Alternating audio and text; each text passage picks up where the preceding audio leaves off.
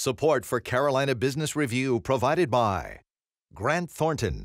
Operating in more than 100 countries, our tax, audit, and advisory professionals specialize in helping companies unlock their growth potential. Blue Cross and Blue Shield of South Carolina, where healthcare is changing for the better. Find out how at ahealthysc.tv.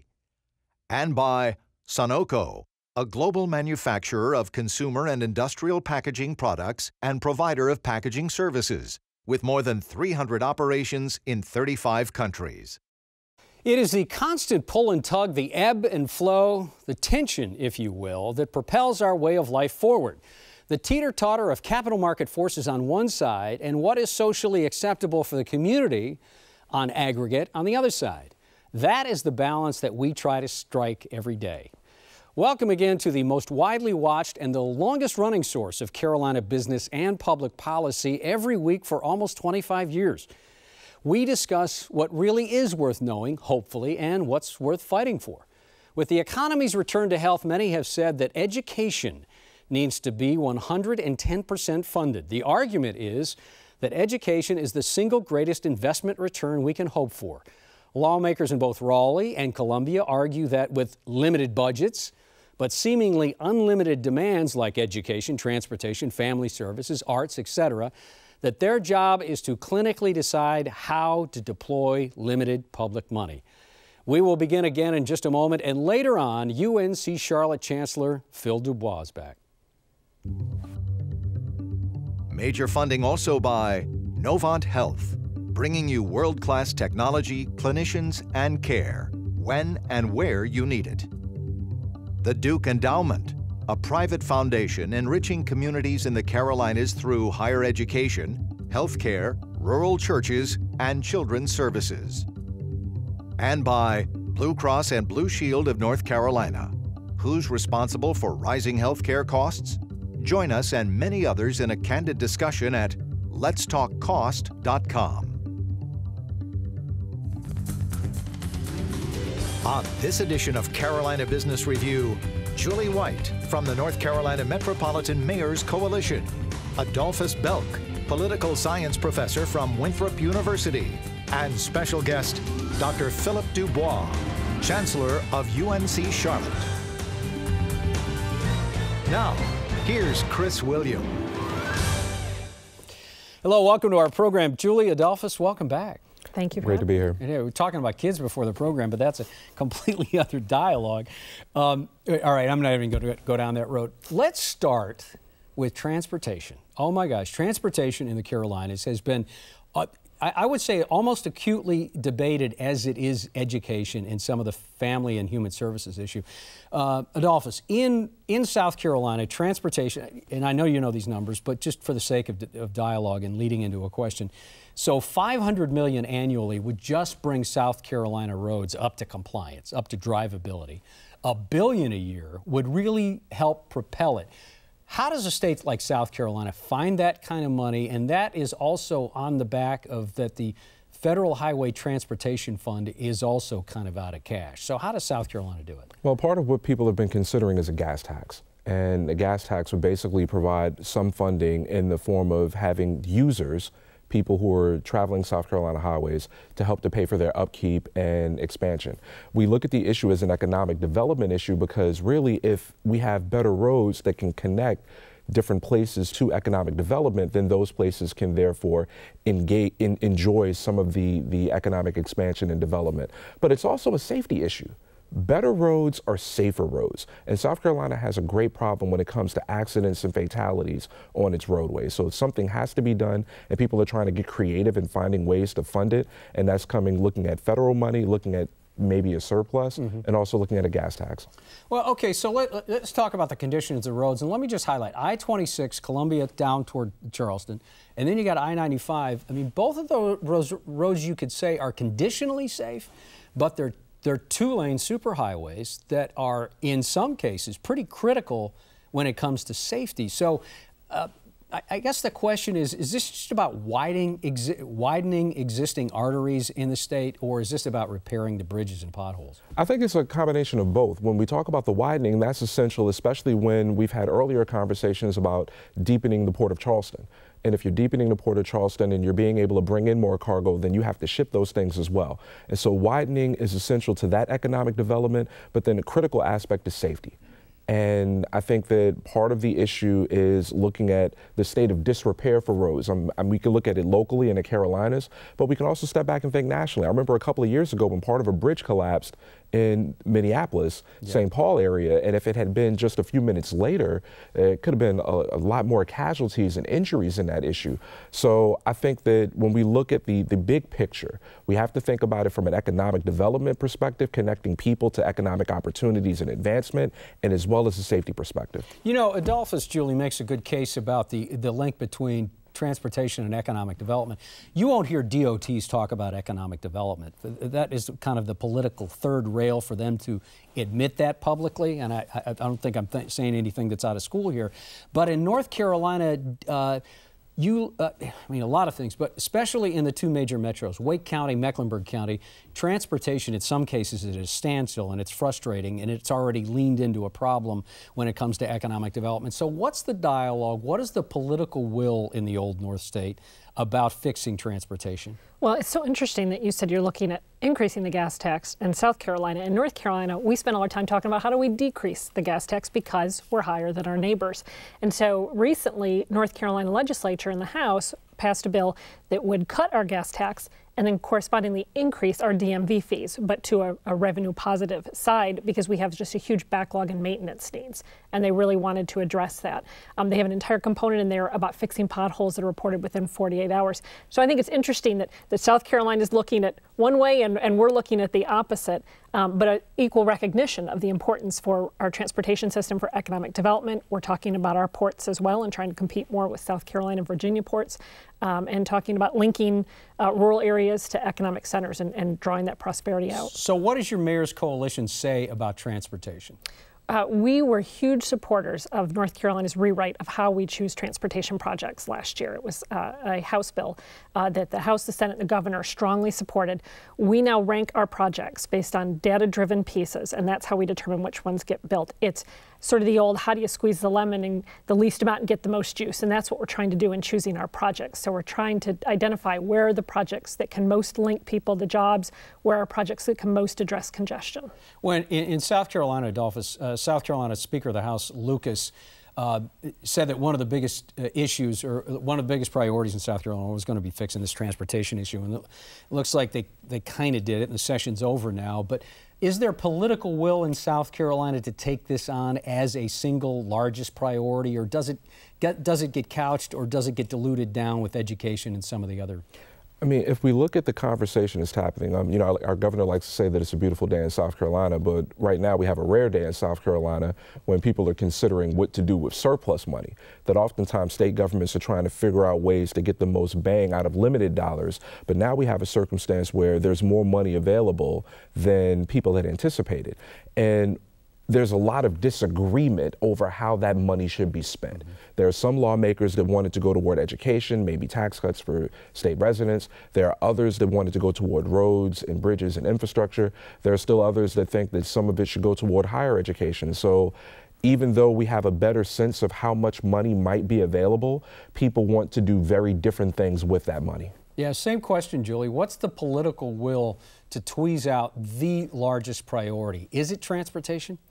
I think there was a definite indication of that. The North Carolina Chamber got behind transportation in a big way this year, and having the business community say that it's such an important issue really has brought it front and center in a way I haven't seen before.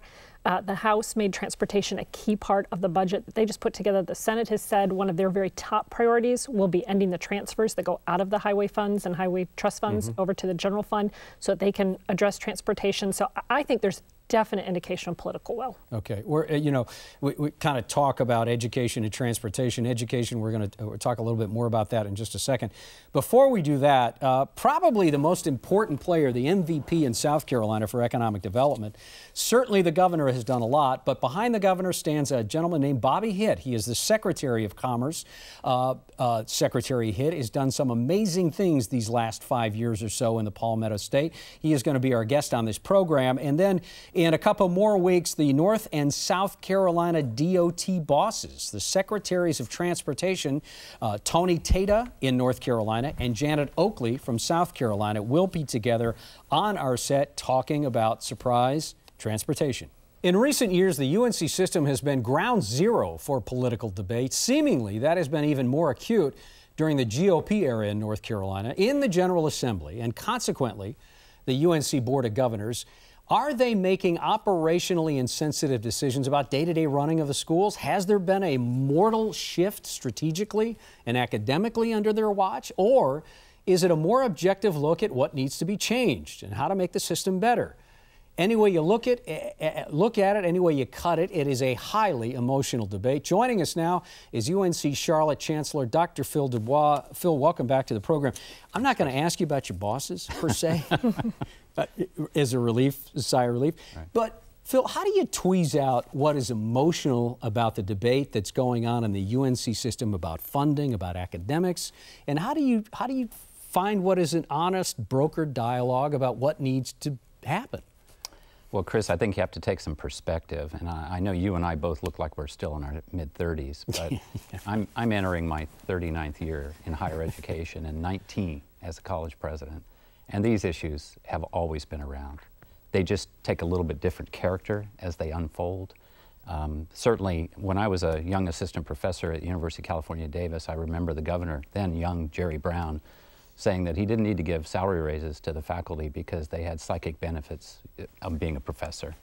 And so these things about how to fund the university, how to pay for it, what things to emphasize, whether education should be more grounded in the liberal arts or more aimed at the workforce, these things have come and gone for a long period of time. I think what you see over the last 25 years that has really changed has been this question of whether higher education is a public good or a private benefit, and who should pay for it. And it gets worse when you get into a recession, because there's greater tension on the public dollar. This trend about Board of Governors and the extent to which they're involved, this is a national issue. This is not just happening in North Carolina. There's a real struggle for the governance of higher education, and I think we see being played out in higher ed in North Carolina. But I can tell you, I know all the members of the Board of Governors very well, and they all care deeply about the system. I don't think there's any question that they want what's best for the state. We'll just sometimes disagree over how to get there.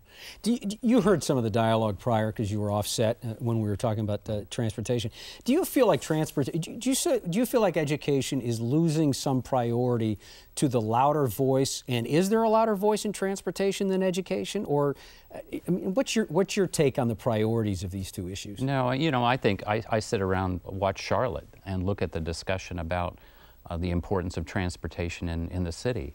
Our good friend Bob Morgan at the Charlotte Chamber would tell you that he thinks the university is the second most important institution in the region behind the airport. And not far behind that, I'm pretty sure he would say the transportation infrastructure, moving people throughout the region, is just extremely important. So I don't think it's a trade-off of one against the other. They're both important, and as you know, we're trying to get the light rail line out to the university, and it will open in 2017. That's going to be extremely important for access to the institution. Yeah. Dr. Belk? You noted earlier that some of the challenges faced by North Carolina institutions have been around for quite some time. Though we look at North Carolina, the institutions have had a strong reputation in the region and nationally for their quality. How does this particular iteration of the governmental challenge complicate the type of work you're doing when some of it seems to be ideologically or partisanly driven when you look at the review of institutions that research things like poverty or social class or inequality, things of that sort? Well, I think there's some concern that maybe the aura around the University of North Carolina system may have been damaged nationally by some of these things, because people are concerned, as they should be, about issues related to academic freedom and proper support of the institution. But if you take the big picture view that in the entire country, the University of North Carolina is probably supported on a per capita basis about third or fourth in the country in terms of overall funding. If you look at the reputation of the institutions within the system, we still have a lot to be proud of. And I'm not overly concerned long term about that. If you look at just at UNC Charlotte, we will go over 28,000 students next fall. We've had 25, 30 straight years of growth. This institution is something people want. They want the higher education that North Carolina delivers. So I think if you take the long perspective, the big picture, we're still in a pretty good place. Mm-hmm. You mentioned the growth. You're in a growing university and a growing metropolitan area. What's it like leading a university in an urban center like that? Well, I came back to Charlotte after having been president of the University of Wyoming for 8 years. I came back to Charlotte because I just saw immense potential in this institution, and nothing that has happened in the last 10 years has disappointed me.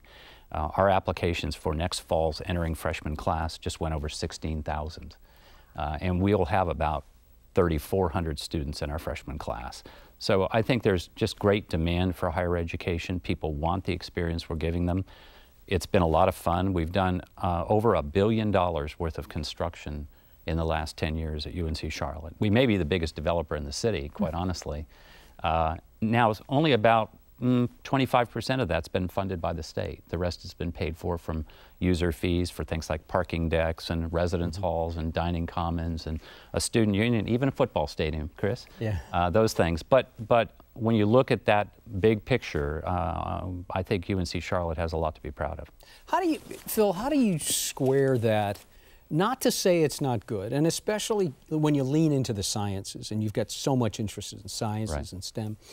How do you square spending the kind of money that you spend in development with this unsustainable cost of higher education?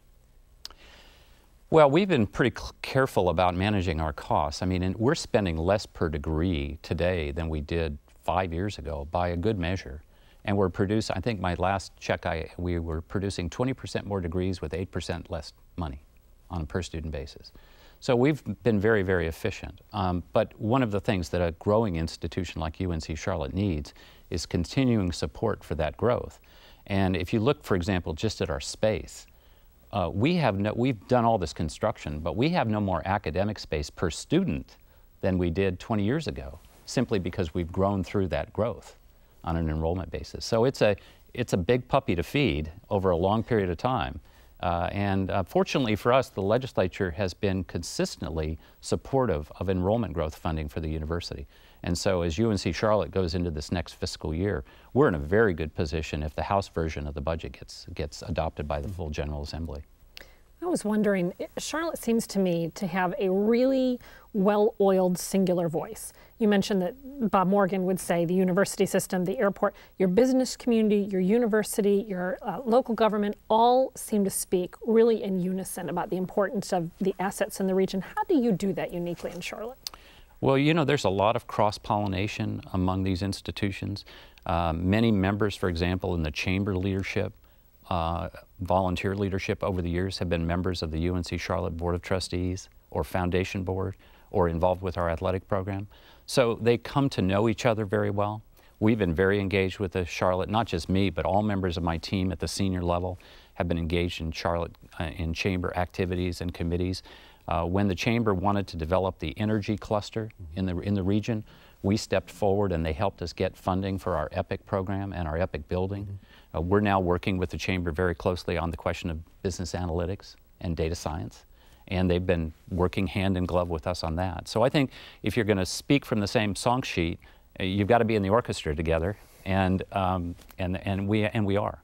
So. You talk about presiding over some good times, coming in during good times, enjoying some growth and development, and things have certainly gone that way. What are some of your concerns with respect to sustaining that sort of development and having production across degree programs across your colleges? Yeah, well, we took a $50 million reduction in our appropriation during the recession. And that, of course, a good bit of it, but not all of it, was made up with tuition increases. And I think my biggest concern for the university, particularly my institution, is keeping it accessible to the average student. 42% of our students are first-generation college students, whether freshmen or transfer students, and as was I. And I was able to go to a public university and become a college president, for God's sakes, with a university education that cost me almost nothing. And that's not the case today. And the students are going to face, just in tuition at UNC Charlotte next year, it's very inexpensive on a national level, but it's about $6,400. Then you add in the other cost of attendance, and it gets pretty expensive. 72% of my seniors are working more than 20 hours a week to stay in school. That's not a formula for success.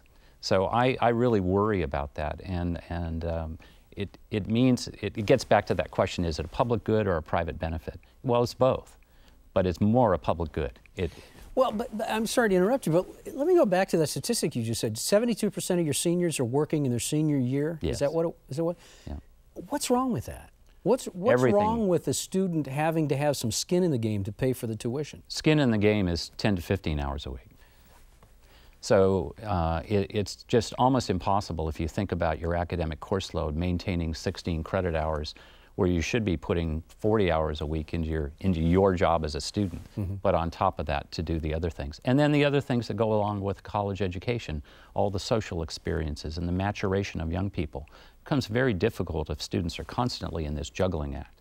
So I was fortunate that I never really had to do very much to get through my schoolwork, and I was able to accomplish a great deal with it. But the average kid today, the average student, has a lot of pressures on them from lots of different directions. And you know, when people are worried about things like graduation rates and getting these degrees produced, and by the way, North Carolina has a goal now under the Board of Governors to become a top 10 state nationally in degree production because of the impact it has on economic development. You want to make sure those kids get through and get their Well, it's those sort of pressures about students accumulating a great deal of debt that has energized the conversation about, well, students ought to be pursuing STEM fields, science, technology, engineering, mathematics, that they ought to eschew the arts, the social sciences, the humanities, and that if the degree is not going to lead to gainful employment, then maybe we need to cut back on those programs. How would you respond to those sort of criticisms? Well, I was, like you, a political science student with a liberal arts degree, and I think I did okay. I think most of what employers will tell you, that the fundamental skills that make a difference in their corporations have to do with those soft skills, the ability to write, think, read, present, work in teams. So I don't worry too much about that over the long term. You know, a few years ago when we had the dot-com bust, people flowed out of information technology, and now they're flowing back in. Right. Big surprise there. Right. I'll tell you an area where where the impact of that debt has an impact upon our ability to prepare for things would be in education. When teachers are being paid $35,000, but they're also racking up a good bit of debt, and then you have the usual discussions about public education, you're seeing students flow away from teacher education right now. 15% at my institution, much higher in some other UNC schools. Ann Clark told us the other day when we were talking with her that she's Charlotte Mecklenburg School Superintendent? School Superintendent, that she thinks 50% of her new teachers will have to come from outside North Carolina. She doesn't want to have to worry about recruiting teachers when she would rather be attending to student performance. Yeah. So it's a big issue for it. They're interlinked in the sense that if teacher pay is low, students won't go into teaching, particularly if at the university they're accumulating more debt than they think they'll be able to pay back. Right. Yeah, we have about a minute and a half left. Julie, question? Well, I was wondering about your faculty morale. We hear a lot about, of course, state employees, faculty haven't seen raises in a long time. You recruit on a national basis. Yeah. How is your ability to recruit faculty with all these questions hanging out there about our university Our ability system? to recruit faculty has been excellent because we always make sure we pay the market. Our ability to retain faculty is challenged a little bit because everybody else is paying the market to steal them. Now, we have a fund at the University of North Carolina where President Ross can help us with some of those targeted raids, and we've been able to hold on to most people. But we do have to address the compensation issue. UNC Charlotte has had some funding to do that on our own, but we could always use the help of the General Assembly, and we want to make sure we keep those salaries moving upward. Right now, our tenure track faculty, if I added up all the deficit against the market, it's about a $7 million problem in continuing funding. Closer to 10 if I wanted to really be competitive. So it's an issue for all of us, I think. Yeah, that's not a sustainable model if you have to keep taking from a fund just to keep even with your talent. No, and it hasn't been replenished either this year, Yeah. so it's an issue. It's and it's a little bit unfair in the sense that you want to be able to treat people equitably, regardless of whether or not they're going out to get a competitive job offer. Phil, I wish we had more time. We didn't even talk about 49ers football, and I know you're pretty stoked about that as well. You should be. Thank you for being. Please come back soon. I'll do. Rather than Thanks. later. Okay, Right. thank you. Julie, nice to see you. Thank you for having me. Good luck with those young kids, Adolphus. Thank you. We'll We're pray going to for you. need it. We're going to need it. Until next week, I'm Chris William. Have a good weekend. Good night. Major funding for Carolina Business Review was provided by the Duke Endowment, a private foundation enriching communities in the Carolinas through higher education, healthcare, rural churches, and children's services. Blue Cross and Blue Shield of North Carolina. Who's responsible for rising healthcare costs? Join us and many others in a candid discussion at letstalkcost.com. Grant Thornton. Operating in more than 100 countries, our tax, audit, and advisory professionals specialize in helping companies unlock their growth potential. Novant Health, bringing you world-class technology, clinicians, and care, when and where you need it. Sunoco, a global manufacturer of consumer and industrial packaging products and provider of packaging services, with more than 300 operations in 35 countries. Blue Cross and Blue Shield of South Carolina, where healthcare is changing for the better. Find out how at ahealthysc.tv. And by viewers like you. Thank you. Promotional consideration provided by Business North Carolina Magazine. For more information, visit carolinabusinessreview.org.